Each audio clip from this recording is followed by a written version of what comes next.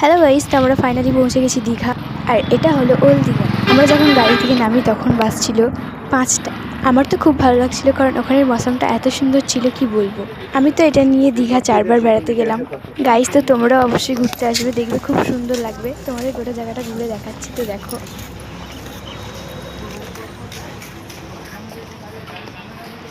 আমি আর আমার পাপা হেঁটে হেঁটে যাচ্ছিলাম। পাপা আমার ভাইকে নিয়েছিল।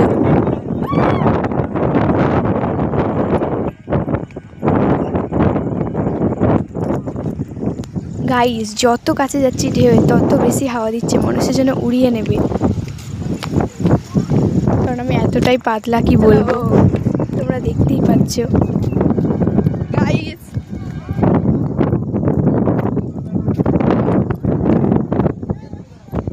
দেখো গাইস, তো শেষমেশ আমরা চলে এলাম ঢেউয়ের কাছে।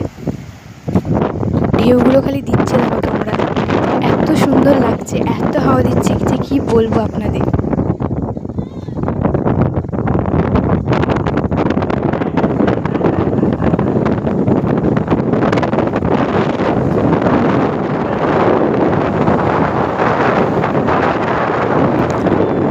আর ওল্ড দীঘাতে কেউ নামেনি, কারণ ওল্ড দীঘাতে কাউকে নামতে দেয় না।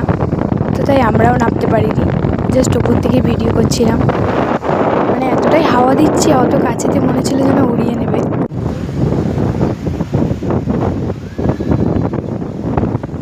তো দেখো গাইস, আমার তো চুল ফুল সব উড়ে যাচ্ছে, এত হাওয়া দিচ্ছে, মনে হচ্ছে যেন উড়িয়ে নিয়ে চলে যাবে আমাকে।